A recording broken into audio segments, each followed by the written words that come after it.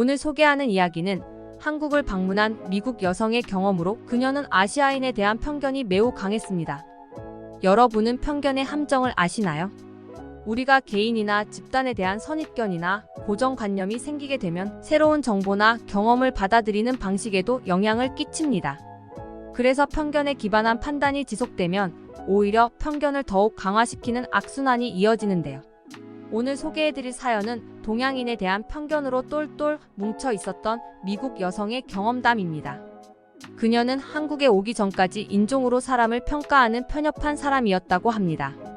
하지만 한국에 오게 된 그녀는 자신의 잘못을 인정할 수밖에 없는 한국의 모습에 감탄을 했다고 하는데요.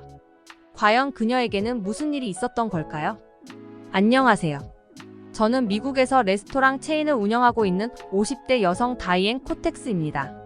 이야기를 시작하기에 앞서 한국인을 포함한 동양 사람들에게 사과의 말씀부터 드립니다. 전 부끄럽게도 편협한 시각과 생각으로 똘똘 뭉쳐 있었어요. 그리고 제 생각이 조금도 틀리지 않다는 걸 확신하고 있었죠. 그건 바로 한국인을 포함해 동양인에 대한 차별적인 생각이었습니다. 제게 벌어진 몇 가지 사건들로 인해서 그런 부끄러운 생각을 갖게 된 것인데요. 제가 얼마나 좁은 견해를 가지고 있었는지, 만약 한국이 아니었다면 영원히 깨닫지 못했을지도 모릅니다. 오늘은 제가 겪은 경험을 여러분들과 공유하려고 합니다. 만일 제 판단이 틀렸다고 생각하신다면 충고를 망설이지 말아주시길 부탁드려요. 제 경력을 먼저 말씀드리자면 유명한 요리 학교를 졸업하고 W 일을 하며 많은 인정을 받았죠. 평생 셰프의 길을 걸을 수도 있었지만 전 제 이름을 건 레스토랑을 운영하고 싶다는 꿈이 있었어요. 그리고 그 꿈을 위해 최선을 다해서 노력했습니다. 그 결과 저는 8년간의 셰프 일을 마치고 제 레스토랑을 가질 수 있게 되었죠. 무언가 간절히 원하면 언젠가 그 꿈이 이뤄진다는 말 한 번쯤은 들어본 적 있으시죠? 전 그 말을 믿습니다. 제가 직접 체험해 보았으니까요. 처음 시작한 요식 사업은 나쁘지 않았어요. 주방은 제가 꽉 잡고 있었으니까 음식 퀄리티는 말할 것도. 서비스, 접대, 와인, 세금 등 레스토랑 운영의 전반적인 프로세스는 그 분야의 전문가에게 맡겼기 때문에 큰 문제는 없었습니다. 제 사업은 날이 갈수록 승승장구했어요. 많은 사람들이 저희 레스토랑을 사랑해 주었고 간혹 유명 인사도 찾아왔죠. 하지만 모든 게 그렇듯 평화로운 일상을 유지하는 건 쉽지 않은 일이죠.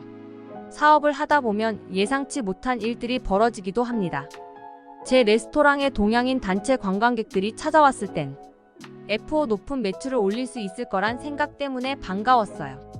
하지만 그들의 테이블에 와인 병들이 쌓여갈수록 점점 불안해지기 시작하더군요. 술에 취한 그들은 목소리가 점점 높아졌고 심지어는 알아들을 수 없는 말로 자기들끼리 싸우기까지 했습니다. 저희 직원이 아무리 말려봐도 싸움을 멈추지 않았고 결국 심한 몸싸움까지 벌어지고 말았죠.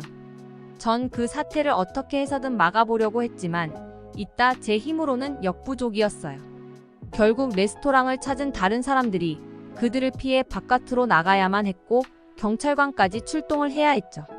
처음 겪어본 그 사건은 제게 큰 정신적 충격을 주었습니다. 훌륭한 식사와 분위기를 즐겨야 하는 레스토랑에서 어떻게 그런 소란을 피울 수 있는지 도저히 이해가 가질 않았어요. 전 변호사를 선임해서 그들에게 배상을 톡톡히 받아내야겠다고 생각했어요. 하지만 그들은 제가 조치를 취하기 전에 자신들의 나라로 떠나버린 후였죠. 그 동양인들 때문에 제가 입은 정신적, 물질적 피해 보상은 단 $1도 받지 못한 상태였어요. 너무나 화가 났던 저는 어떻게든 책임을 지우기 위해서 여기저기 알아봤지만 제가 할 수 있는 일은 없다는 말만 들어야 했죠. 그 일로 인해 제 머릿속엔 동양인들은 무례하고 야만스럽다는 생각이 자리 잡기 시작했던 것 같아요. 그리고 그런 제 생각에 불을 지피는 사건이 또 하나 일어났죠.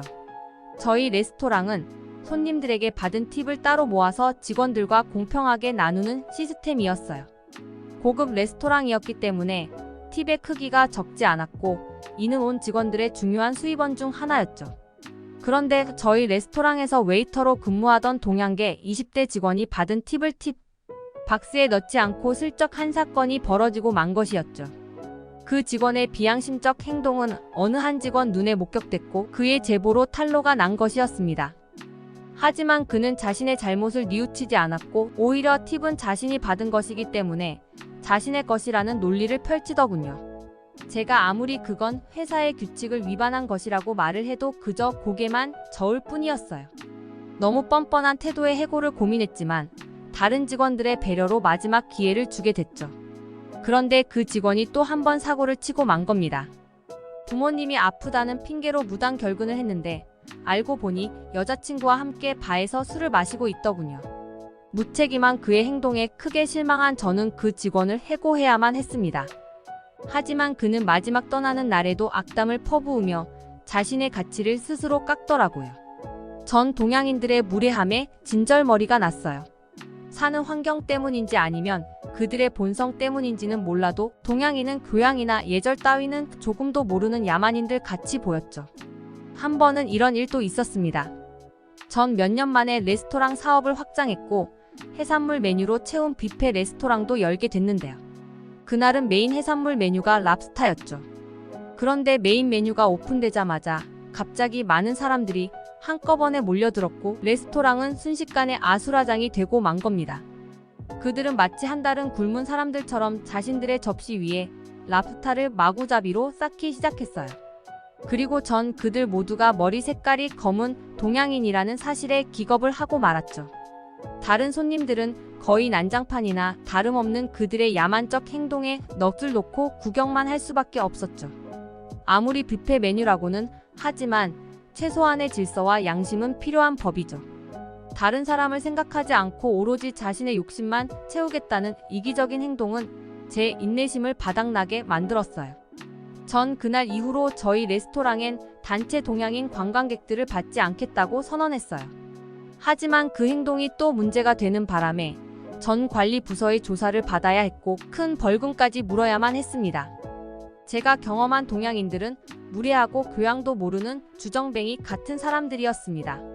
적어도 당시에는 그런 확신을 가졌죠. 하지만 그런 제 확고한 편견이 무너지는 사건이 있었는데요. 그건 바로 한국을 가게 되면서부터였습니다. 한국에 있는 미국 문화원의 초청으로 전 한국인에게 미국 가정식 요리와 강연을 하게 될 기회가 있었어요. 물론 그 제안을 받았을 땐 쉽게 결정하지 못했어요. 동양인에 대한 부정적 인식이 절 망설이게 만든 것이죠. 하지만 지인의 간곡한 부탁을 차마 거절할 수 없었습니다. 어차피 외식 사업을 하는 사업가로서 세계인의 많은 주목을 받고 있는 한식을 제대로 조사할 수 있는 기회라고 생각했죠. 그래서 한국행 비행기에 몸을 실었어요. 그리고 처음 도착한 한국의 첫인상부터 제 편견을 깨트렸죠. 한국이 선진국으로 부상하고 있는 국가라는 것쯤은 알고 있었지만 이 정도 규모의 공항일 줄은 상상하지 못했거든요. 인천국제공항은 제가 경험한 공항 중 세 손가락에 들 만큼 멋진 공항이었어요. 공항은 그 나라를 처음 방문하는 사람에게 첫 인상을 선사하는 중요한 곳입니다. 그런 면에서 인천국제공항은 만점에 가까운 공항이 틀림없었어요.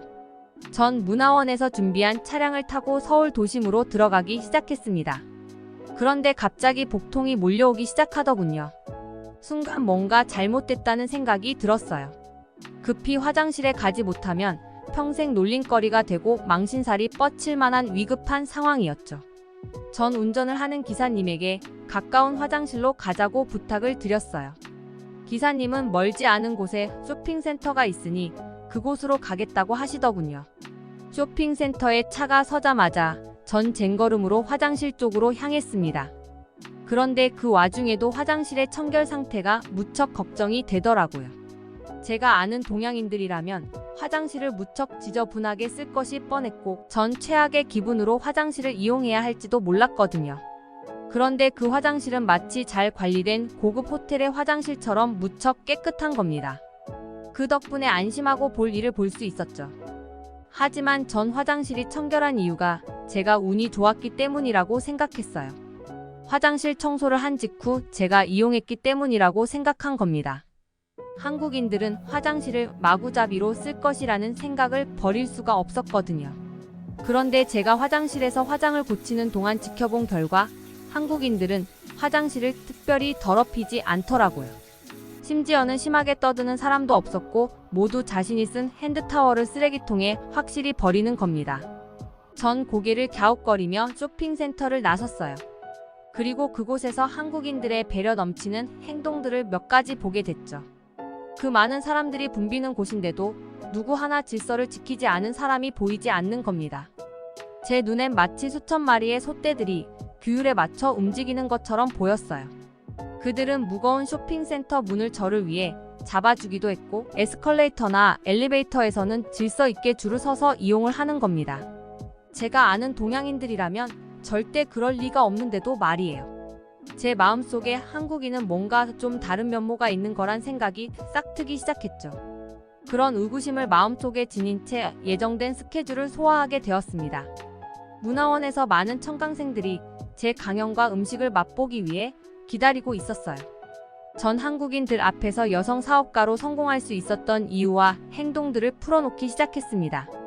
하지만 남의 성공 스토리가 그렇게 흥미있는 이야깃거리는 아니지 않습니까? 제 강연이 뮤지컬이나 영화가 아닌 이상 사람들이 끝까지 집중하는 건 쉬운 일이 아니라고 생각했어요. 분명 강연 도중 지루함을 참지 못한 많은 사람들이 자리를 떠날 거라고 예상했습니다. 그런데 제 생각은 보기 좋게 틀렸어요.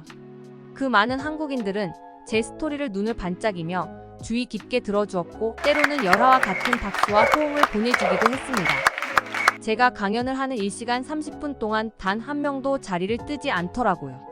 전 무척 기쁘면서도 당황스러웠습니다.